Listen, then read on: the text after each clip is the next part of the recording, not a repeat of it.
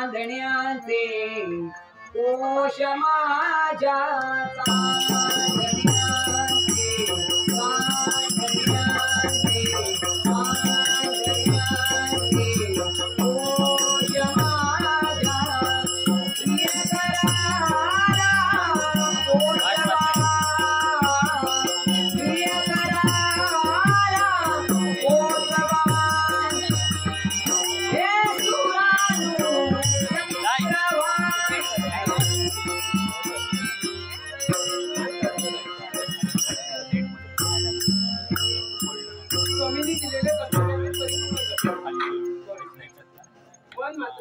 आणि मन विचारी बनले की मनाची शांतता कुठेतरी निघून जाते की काय असा भास होतो. पण स्वामी ब्राह्मणांच्या रक्षणासाठी गेले पण अद्याप यायला होते. थोडी मार्ग प्रतीक्षा करावी हेच नशिबा पुढे चक्र धावते नशिबा पुढे चक्र धावते कसे वटी पदरी येते कसे वटी पदरी येते नाही कुणाला खेळ तुला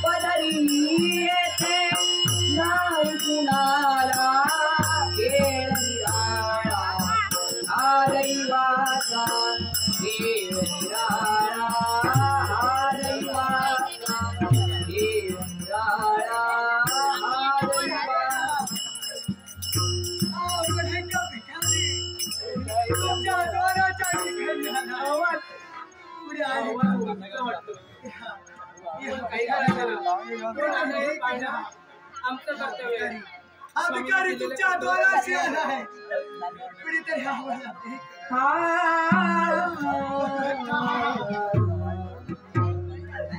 अरे देवा काय होतं मी अरे काय झालं होय कलंक भिकारी म्हणून ही हात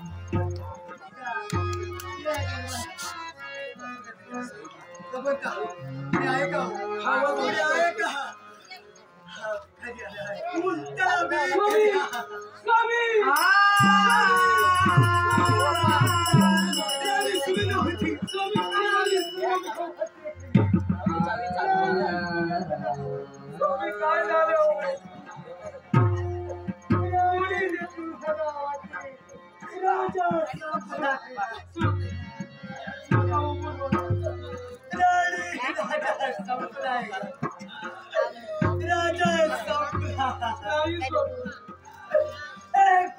भिकारी झालाय राजा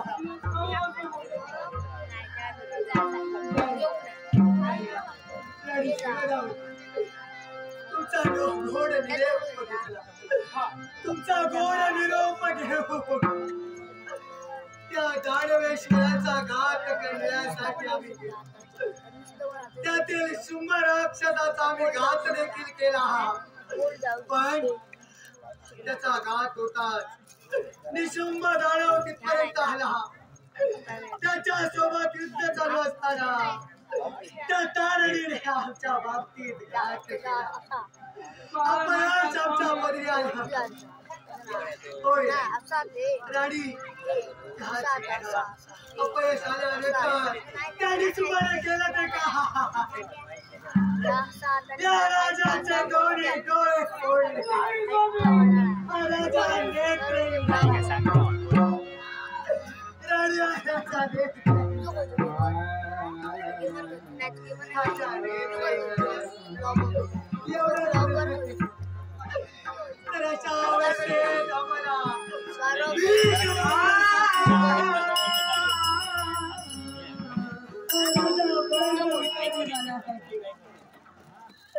राणी राजा संपले राणी राजा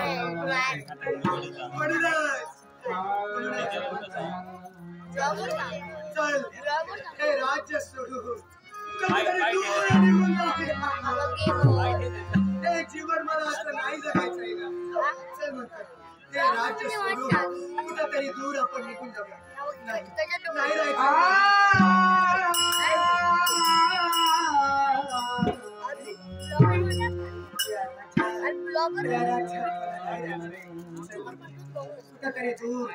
कुठेतरी दूर आपण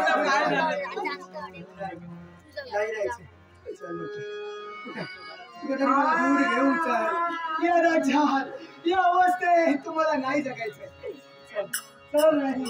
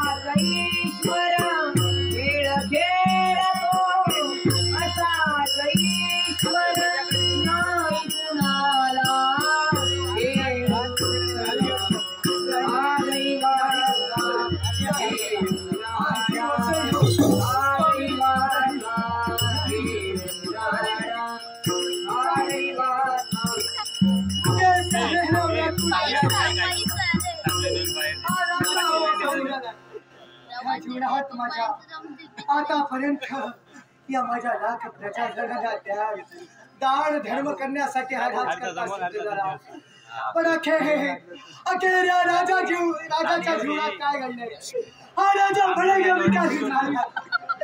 बडंग भिकारी झालाय. म्हणूनच राणी या वेदना मला असह्य होऊ लागल्या आहेत, असह्य होऊ लागलाय. म्हणूनच हे जीवन याच्या पुढे मला नाही जगायचं, याच्या पुढे मला हे जीवन नाही जगायचंय.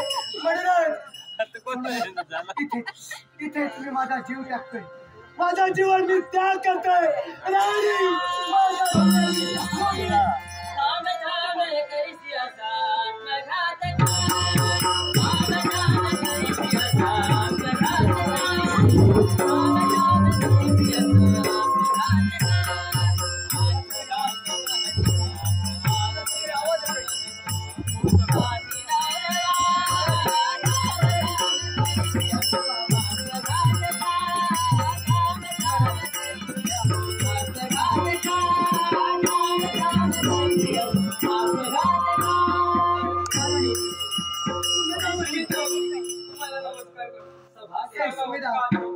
हे सुमिरावती कुणाचा तरी आवाज येतोय.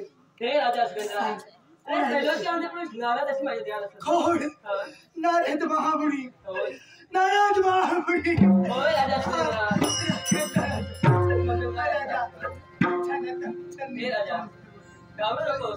अरे जे काही घडतं त्याला काही ना काही कारण असतं. कारणाशिवाय कोणतीही कृती घडत नाही. हे नारद महामुनी आता कोणता अन्याय आम्ही आमच्या जीवनात केला होता, त्याच अन्यायामुळे आमच्या जीवनात हा प्रसंग निर्माण झाला. सांगा आमची भक्ती कुठेतरी कमी पडली का हो? नाही. अरे तुमची भक्ती कुठे कमी पडली नाही. अरे आजपर्यंत तुम्ही ज्या देवतेचा धावा केला, अरे ती देवता तरी कोणती? कळू लागल्या दिनापासून आम्ही देवी भगवतीची भक्ती केली. माझ्या भगवती मातेची एकनिष्ठ भक्ती आम्ही आमच्या जीवनात आतापर्यंत करत आलोय. मग सांगा नारद मुनी, त्या भक्तीत कुठेतरी आमचा खंड पडला का? भक्तीत कुठेतरी आम्ही कमी पडलो का? आजपर्यंत तुम्ही ज्या भगवती मातेची भक्ती करत आलात, अरे तिचीच तुम्ही भक्ती करा. तीच देवी तुमचं संरक्षण करेल. ती माझी भगवती माता, तीच माझं संरक्षण करण्यासाठी तत्पर होणार आहे. मग ठीक आहे. हे नारद महामुनी, भगवती मातेची भक्ती करू. त्याच भगवती मातेची भक्ती करण्यासाठी आम्ही तत्पर होणार आहोत. त्या माझ्या भगवती मातेची भक्ती करण्यासाठी, त्या माझ्या भगवती मातेची भक्ती करण्यासाठी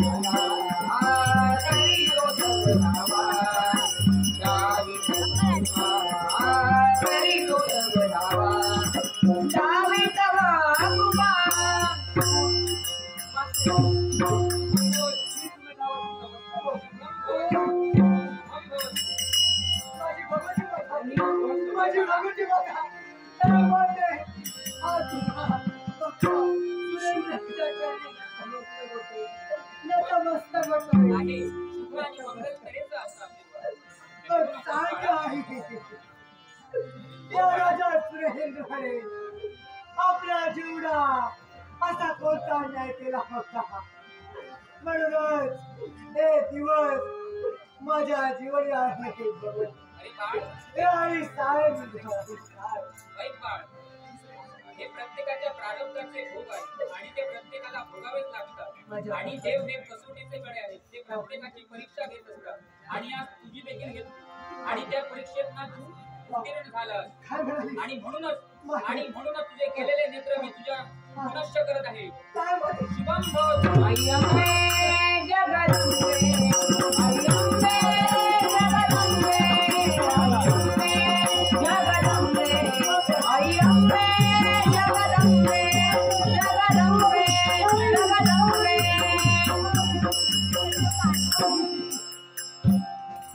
बाळ चिंता करू नको खरंच आहे धन्य झाले खरंच माझं जीवन धन्य झालंय पण माते ज्याने माझ्या जीवनात हा प्रसंग निर्माण केला तोच दानवेश्वर निशुंभ होय माते तो दानवेश्वर निशुंभ त्याचा शेवट करण्यासाठी माते आशीर्वाद दे त्याला मारण्यासाठी थांब बाळ थांब मला सर्व ज्ञात आहे माते सगळा छळ कोणी केला आणि काय झाले हे सर्व मला ज्ञात आहे त्या निशुंभाच्या हातासाठी जात असताना थांबवलंस का आणि कशासाठी ग बाळ तुम्हा उभयतांना आता आरामाची गरज आहे म्हणूनच तुम्ही तुमच्या राज्यात निघून जा काय म्हणते निशुंभाचं काय करावं ते मी पाहणार आहे हे जगज्जननी होय बाळ जर का त्या निशुंभाच्या घातासाठी तू स्वतः तिथपर्यंत जाणार असेल तर ते आशीर्वाद दे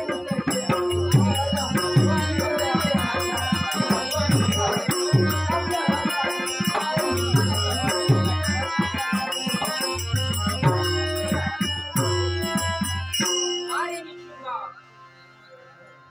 वाचून काय केलंस माझ्या या भक्तांवर संकट आणलंस आणि यांचा छळ करण्यासाठी तत्पर ठरलास पण तुझा आता छळ आणि शेवट हा माझ्याकडे ठरलेला आहे म्हणूनच निघाले मी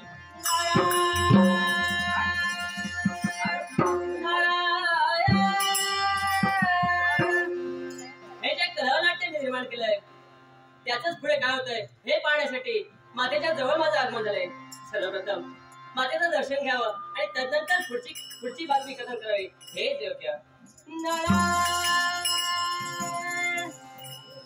तुझा पुत्र तुझ्या चरणी विनम्रली होते आहे शुभम भव. शुभम भव. शुभम भव. हे जगज्जननी माय भवानी हे जगज्जननी माय भवानी नमितो तुझा हे जगज्जननी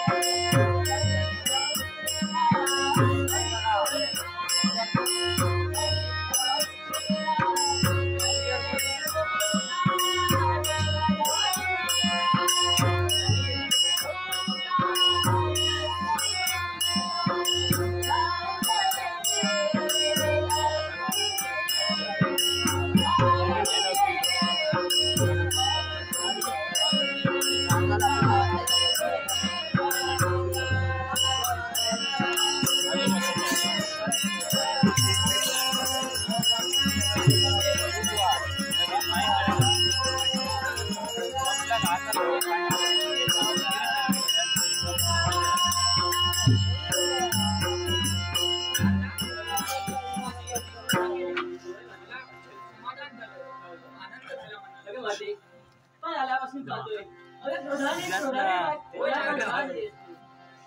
नारदा सर्व तुला ज्ञात आहे. त्या निशुंभाने माझ्या भक्तांवर संकट आणण्याचा प्रयत्न केला होय आणि म्हणूनच निघाले त्या त्या निशुंभाने त्या भूतलावर हाहाकार वाजवलाय.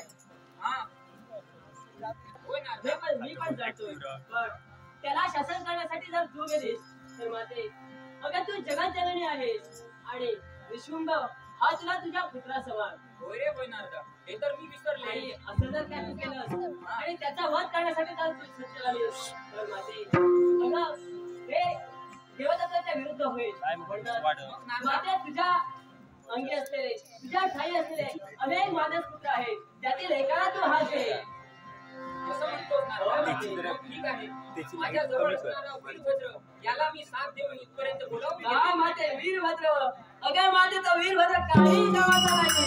काय बोलतोस? होय माते अरे मग ठीक आहे मी माझ्या काळ भैरवाला बोलावून घेते. अगं माते तर काळ भैरव तर काहीच कामाचा नाही. काय ते कामातच काय नाही. म्हणावं काय तुला बोलू कोणाला त्या बस माते तुझ्या ठाई असलेला तो मानस पुत्र तो काळाचा काळ महाकाळ त्याला तू हात दे. तो ज्ञान होय काय नारदा तू जर असं म्हणत असशील तर मग ठीक आहे. कोण रे महाकाळ जसा अशील तसा इथपर्यंत निघून ये.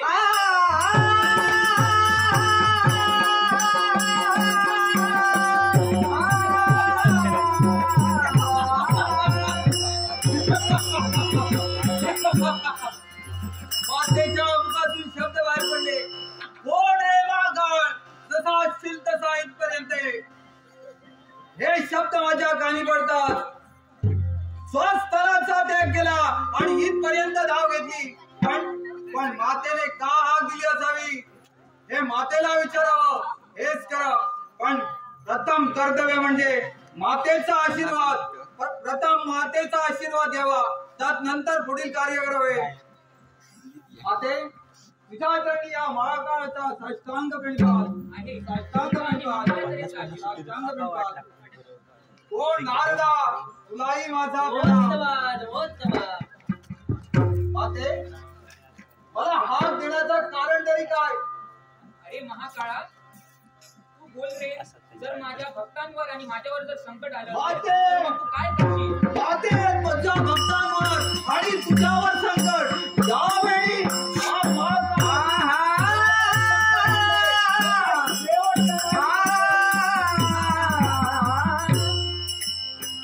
अरे महाकाळा एकाएकी एवढ्या लगबगीने तू निघालाच खरा पण कुठे जायचं आहे काय करायचं हे सर्व तुला ज्ञात आहे का. ज्यानं तुझ्यावर संकट आणलं हे शब्द ऐकले पण त्याचा शेवट हा झालाच पाहिजे. माझ्या मातेवर संकट आणणारा कोण असा निर्माण हे झाला. महाकाळ अरे या भूतलावर या मातेच्या भक्तांवर संकट आणणारा कोण असेल तर हय तो शुक्राचार्यांचा पुत्र निशुंभ त्याने या भूतलावर हाहाकार वाजवलाय. तो निशुंभ होय. तो निर्माण झाला असेल तर यावेळी हा महाकाळ त्याचा शेवट केल्याशिवाय राहणार नाही. यावेळी अगं याचे पण पाय थांबतात. हे नारदा, हे माझे भयाला पाय नाही देत आहेत. त्याच्या अरे शिव शरीरात महाराज, पोटाला संपत नाही. अरे घाबरू नकोस नारदा तो यशस्वी नक्कीच होईल हे मला ज्ञात हे नारदा यावेळी त्या निश्चिताचा शेवट येईल. त्यानंतर आधी पर्यंत होईल.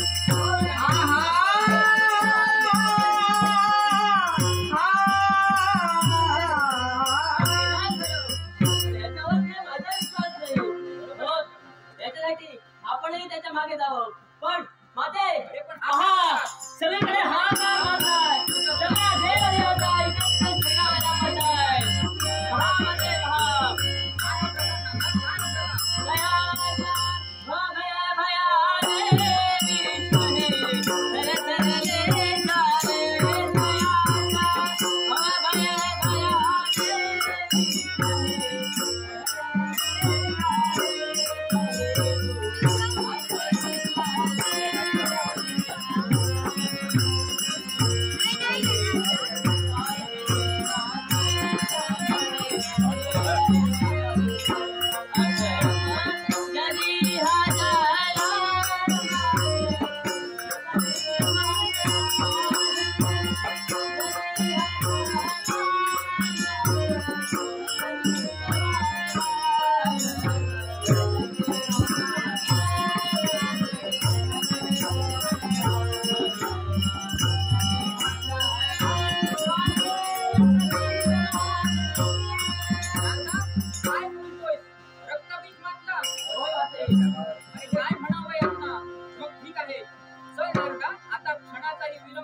आपण तिथपर्यंत गेलेलं आहे.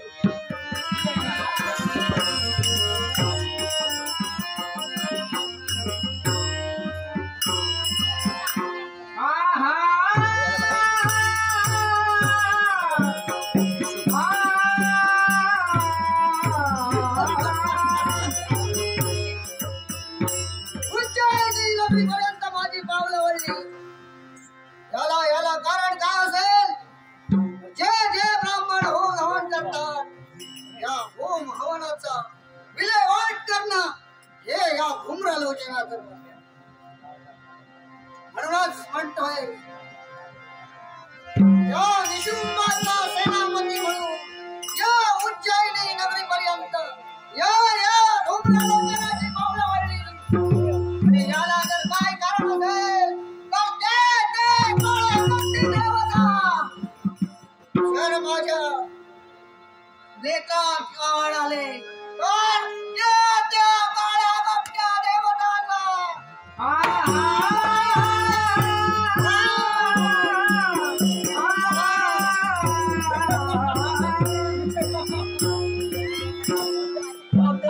कर्तव्य पूर्ण करण्यासाठी पाठवलंय.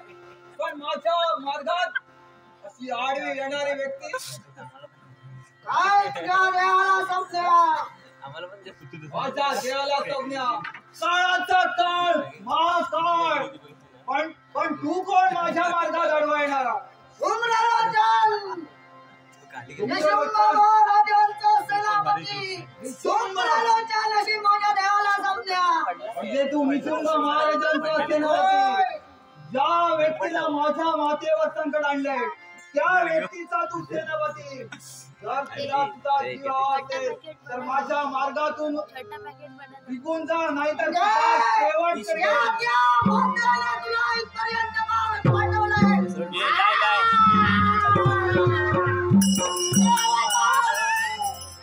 हे दुर्बलोचन अजून एकदा सांगतोय माझ्या मार्गात येऊ नकोस.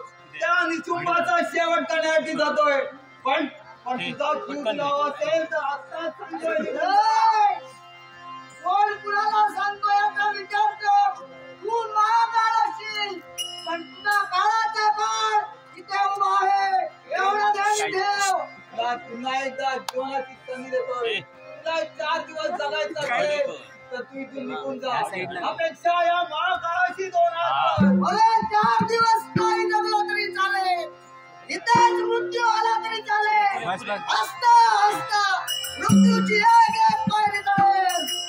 तुला सोडणार नाही एवढं ध्यान ठेव. तुला मरणाचे डोळे लागले असतील तर ते डोळे पूर्ण करण्यासाठी हा महाकाळ तुझ्यासमोर आहे. अवकाशात एखाद्या पक्षाप्रमाणे पुण्याचा जर प्रयत्न केला असशील तर तुझ्या जागच्या जागी पैसे छाटून त्या उडण्यासाठी पराक्रम आहे माझ्या अंगात तेवढाच उडेल. तुला जर तुला जीवा असेल तर आत्ताच सांगतो निघून जा. मारून टाकीन. अरे कोण कोणाला सांगतोय? तुला शेवट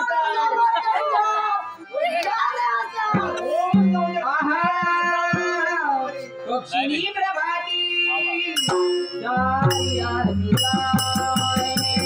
लक्ष्मी प्रभाती जारी आदिवाय. पिरू वाटतारे उपवासी. पिरू वाटतारे उपवासी.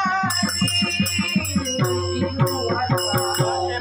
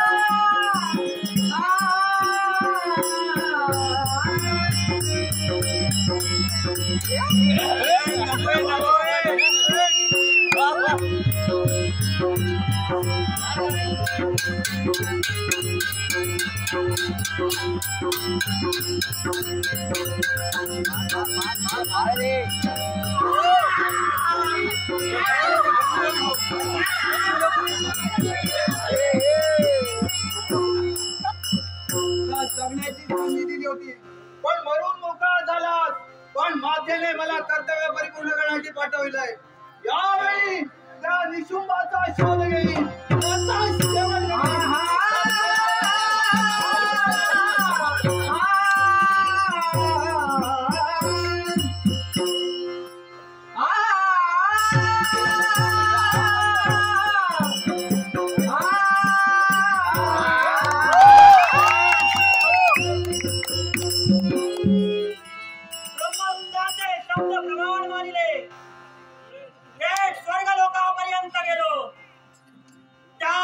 देव सभेवर स्वारी केली. देवेंद्राला पराभूत केलं. एवढंच नव्हे तर साऱ्या देवतांवर विजयाची विजयश्री प्राप्त केली आहे. एवढंच नव्हे तर साऱ्या देवता पहा कशा सैरा वैरा पळतायत. साऱ्या देवता सैरावर वैरा पळू लागल्या आणि या दानव सेनेचा विजय निश्चित झालेला आहे. होय, नाट्यरसिक विजय प्राप्त केला. पण मृत्यूलोकाच्या ठिकाणी जो निशुंभ गेलाय, देवतांची भक्ती बंद करण्यासाठी जो निशुंभ गेलाय, तो राहिला तरी कुठं?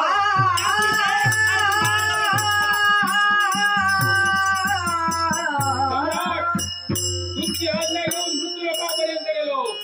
जे ब्राह्मण ओम हवन भक्ती करताय, ती भक्ती बंद केली. ते ऐकले नाही, ते मरून मोकळे झाले. पण सारे सैरा वैरा पाहताय.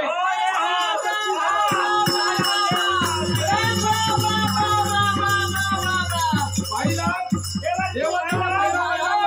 तुमच्यासहित सर्व देवता कशा सैरा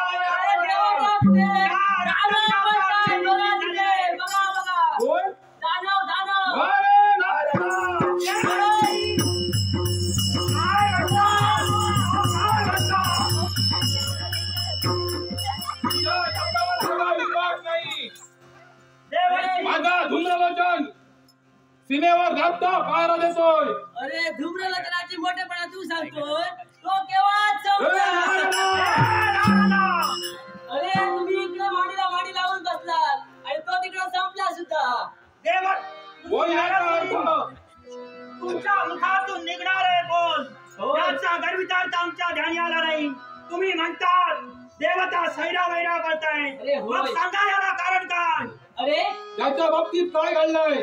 अरे या विश्वाच्या ठिकाणी त्या भगवती मातेने अवतार धारण केलाय आणि त्याचाच मानसपुत्र महाकाळ याने निशुंभाचा म्हणजे तुझा वध करण्यासाठी त्याला पाचारण केलंय आणि तोच महाकाळ या पृथ्वी तलावर दानवांचा संहार करतोय. म्हणजे महाकाळानं धूम्रलोचनाचा शेवट केला. यावेळी त्या महाकाळाचा शेवट करण्यासाठी हा निशुंभ निघाला.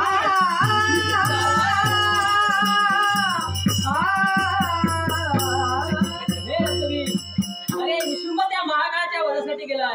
पण भगवती माता म्हणजे कोणी साधी सुधी नव्हे. काय म्हणता तुम्ही? निशुंभाच्या हातून काही घडणार नाही. म्हणजे त्या भगवती मातेचा वध जर तुला करायचा असेल तर तुलाच जावं लागेल. ऐका नाराज तुम्ही. निशुंभ गेलाय तो महाकाळाचा शेवट करण्यासाठी. तो त्याच्या शक्ती सामर्थ्याच्या योग्य करून ते कर्तव्य पूर्ण करीलच याचा मला आत्मविश्वास आहे. पण जर का कुणी भगवती नामक देवी निर्माण झाली असेल तिच्या संपूर्ण शरीरात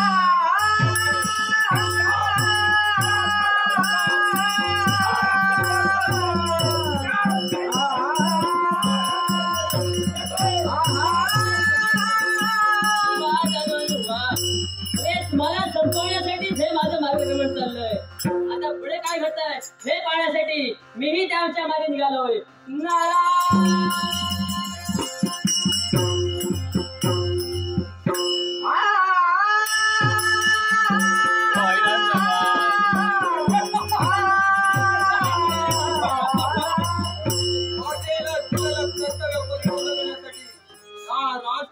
माझं आगमन झालंय खरं.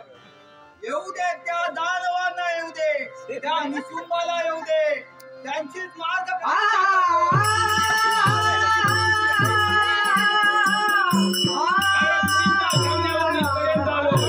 धूम्रलोचनाचा शेवट त्या महाकाळानं केलाय. त्या महाकाळाच्या शोधात इथपर्यंत आलोय. पण मागात व्यक्ती कोण आपण? या धूम्रलोचनाचा तर शेवट झालाय, पण तू कोण? तू माझ्या मार्गात आडवी येणारा व्यक्ती कोण? रक्तबीज महाराजांचा सर सेनापती निशुंभाची माझ्या देहाला काय? तू निशुंभ ज्याचा शोध घेत होतो, तो निशुंभ माझ्या समोर उभा आहे. माझ्या नेत्रासमोर उभी असणारी व्यक्ती कोण? या देवाला संध्या काळाचा काळ महान या व्यक्तीच्या शोधात नव्हतो, तीच व्यक्ती समोर आली. तर मला सांग रे, धूम्रलोचनाचा शेवट तू का केला? धूम्रलोचन माजला होता, त्याने कित्येक ब्राह्मणांचा शेवट केला आणि माझ्या मातेवर पण संकट आणण्याचा प्रयत्न केला. त्या मातेवर संकट आणलं तू आणि त्या धूम्रलोचनाने. याचा तर शेवट काय झालाय? पण तुला जर तुझा जीव असेल तर आल्या पावली निघून जा. जगण्या मरण्याची भीती निशुंभाला नाही. ज्यावरती तू धूम्रलोचनाचा शेवट केला, त्यावरती तुझा शेवट नक्कीच आहे. हे तू माझा शेवट करण्यासाठी आलायस. पुन्हा एकदा संधी देतोय, त्याला पण दिली होती, तुला पण देतोय. चालता होय तू? म्हणजे तू आता ऐकणार नाही. यावेळी तुझा काळ म्हणून तुझ्या समोर उभा आहे. पण महा काळ म्हणून मी उभा आहे. दशा दशा शोधा शोधा. नाशिवंत देह तारा उद्या अंगुली राहील. नाशिवंत देह तारा उद्या अंगुली राहील. नाशिवंत देह तारा उद्या अंगुली राहील. नाशिवंत देह तारा उद्या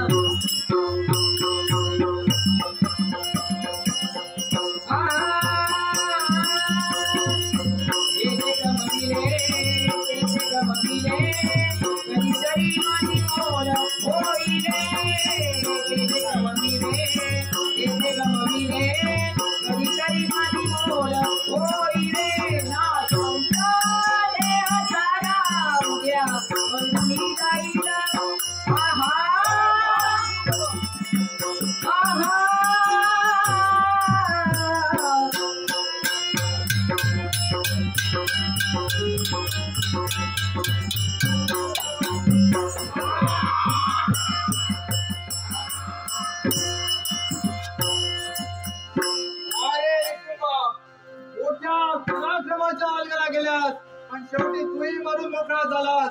येऊ दे की दानवीर येऊ दे, त्यांची मार्ग प्रतीक्षा करतोय.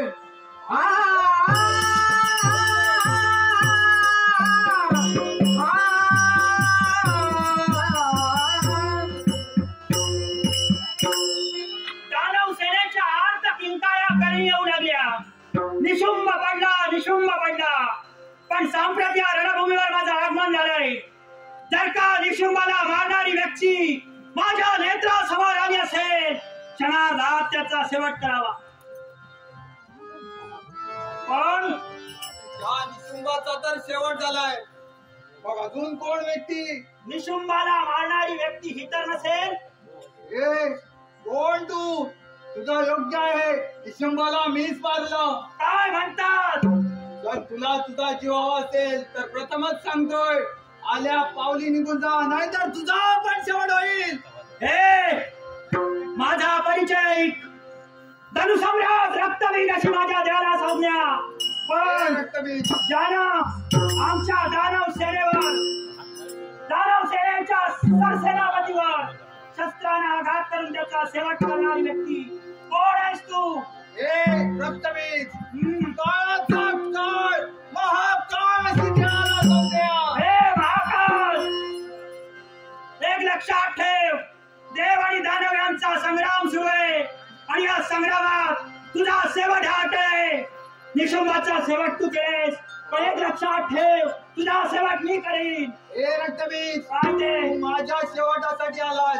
मातेने माझ्या माती कर्तव्य दिलं होतं की निशुंभाचा शेवट कर, पण आणि तसंच मी कर्तव्य परिपूर्ण केलं. पण तूही माझ्या मार्गात अडवालायस, तुझाही शेवट करेल. हे महाकाल, तू तुमच्या कर्तव्यात निमग्नेस. तू तुझी कर्तव्य साकार करण्याचा प्रयत्न करत आहेस.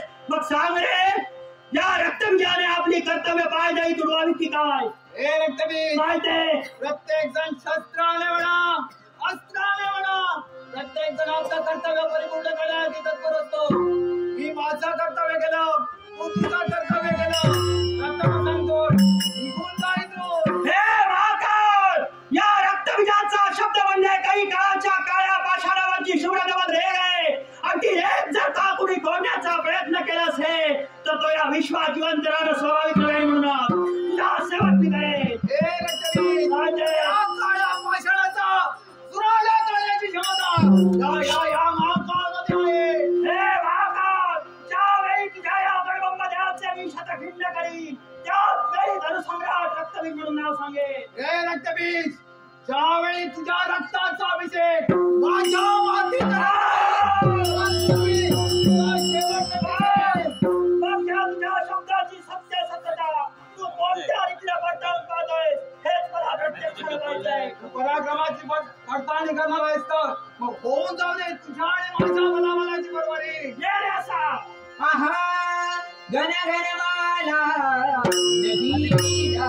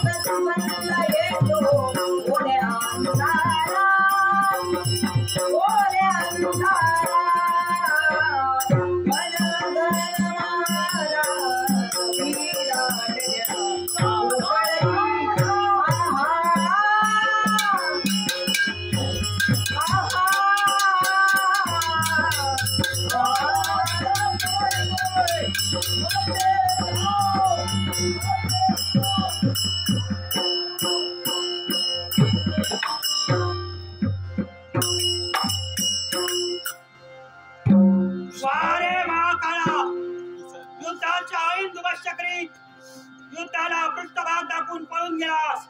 पण जा, कुठेही जा, तुझ्या पाठीमागे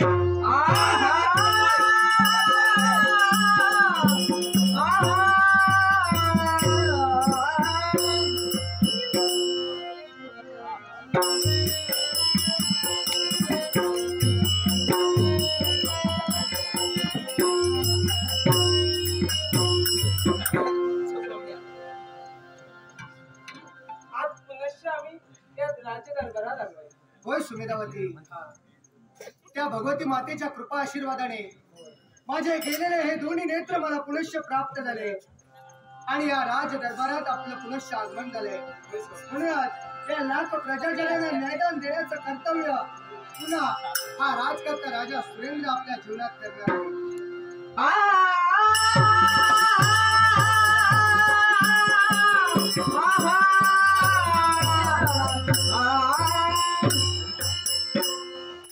भगवती माते, ज्या तुझ्या भक्ताच्या रक्षणासाठी तू आलीस, ज्याचे नेत्र निशुंभाने फोडले होते ते नेत्र तू त्याला पुनश्च दिलेस. पण ऐक, मी सुद्धा एक दानवेश्वर आहे. जे तू त्याचे नेत्र पुनश्च दिलेस तेच नेत्र फोडण्यासाठी या राजकर्त्याच्या राजमार्गाला सावधान, तू सावधान.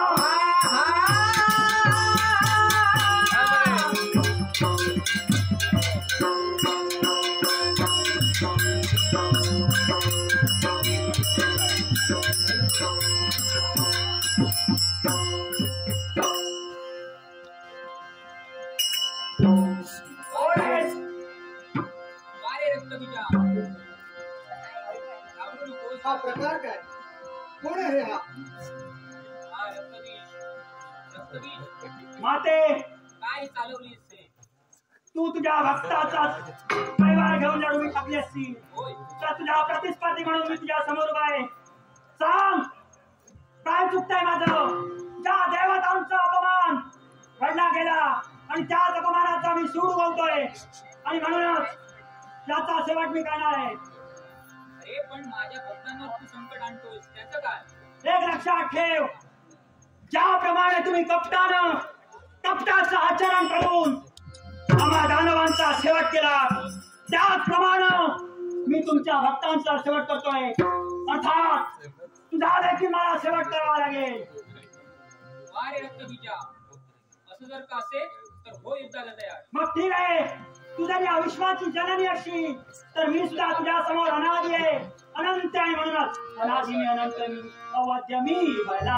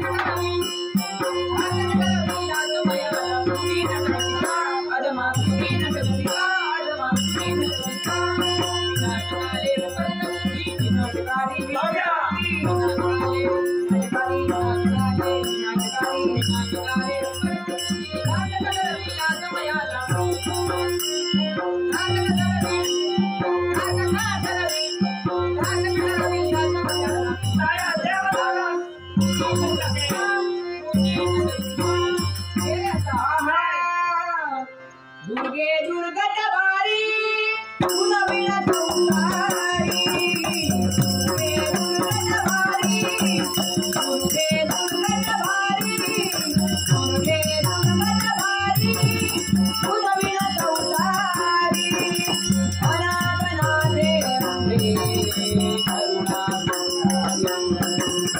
अनाथनाथे अंबे करुणा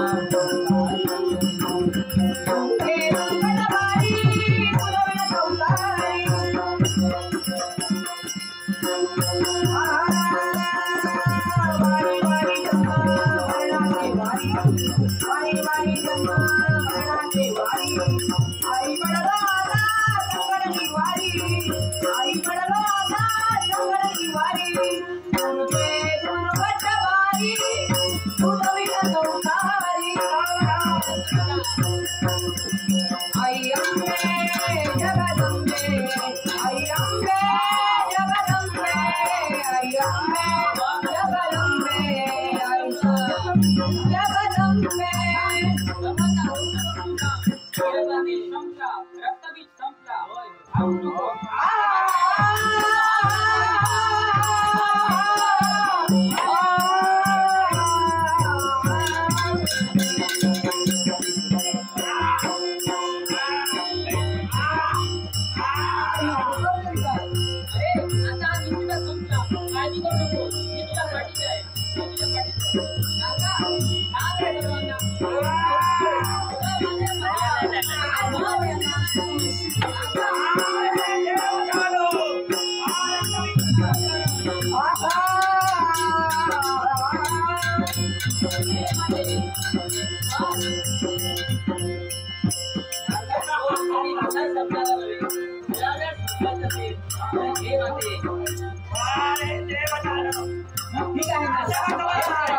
योग्य आहे तुझं, ठीक आहे.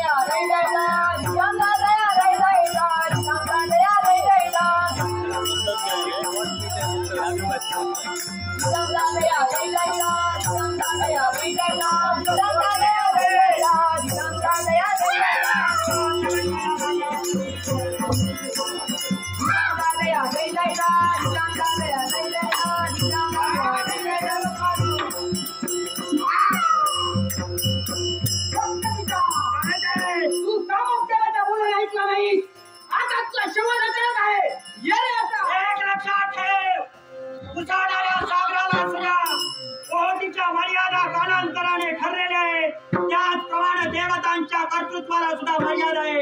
पण जर का मी वर्दी असून सुद्धा मला माझा शेवट झाला असेल तरी चालेल, पण हे हाती घेतलं प्रतिकाराचं शस्त्र मी खाली ठेवणार नाही. आता कितीही बोल, काहीही कर, पण आता तुझा शेवट हा नक्की पाहूया. शिणाले तन मन वाटवा, शिणाले तन मन वाटवा,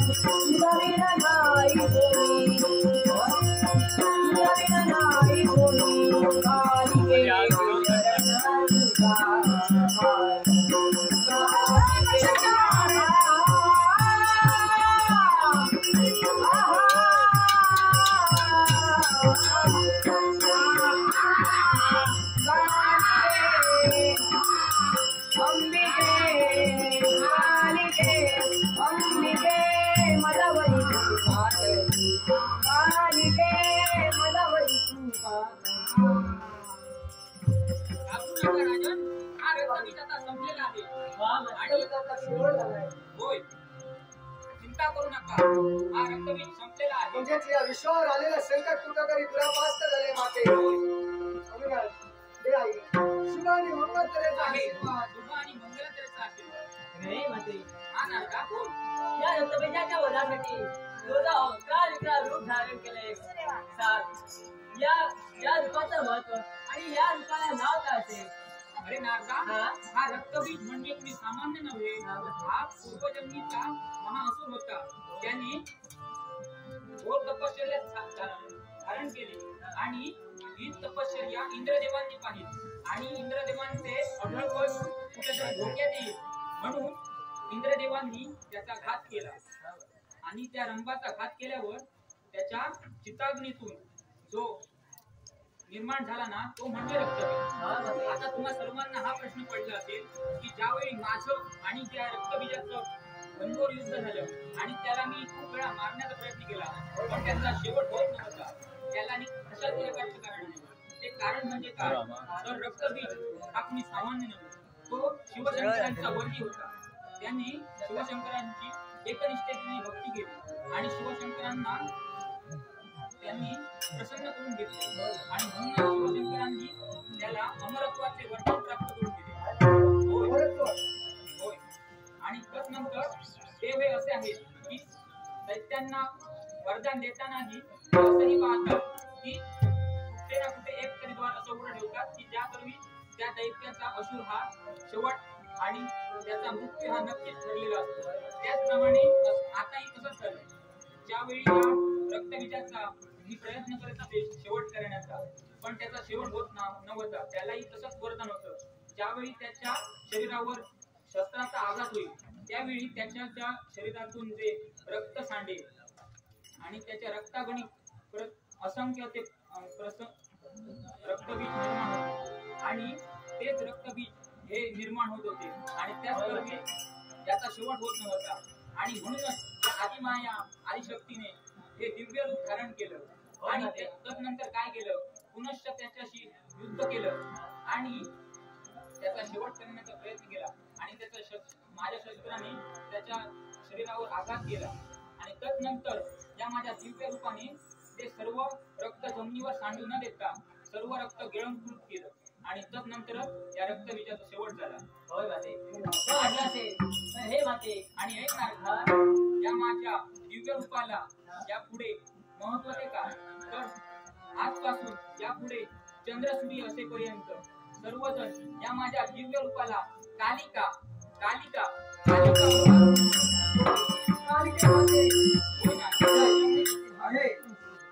ऐका ही आदिमाया आदिशक्ती भगवती देवी म्हणजे कुणी सामान्य नव्हे. ज्या वेळी असे हे असुर या धर्तीवर मागतील आणि माझ्या भक्तांना संकट देण्याचे कर्तव्य करतील त्यावेळी ही भगवती माता आपले सुंदर रूप बाजूला ठेवून दुर्गेचे गडद राक्षसी रूप धारण करेल आणि यापुढे या दैत्यांचा शेवट करेल. आणि एक लक्षात ठेवा सर्वांनी सुबुद्धी सुविचार आणि सद्विचाराने वागा. कधीही कुणाचं वाईट करायला जाऊ नका. एक लक्षात ठेवा आपण जर दुसऱ्याचं वाईट करायला गेलो तर आपलं हे त्यापेक्षाही वाईट होईल आणि आपला संसार हा उद्ध्वस्त होईल.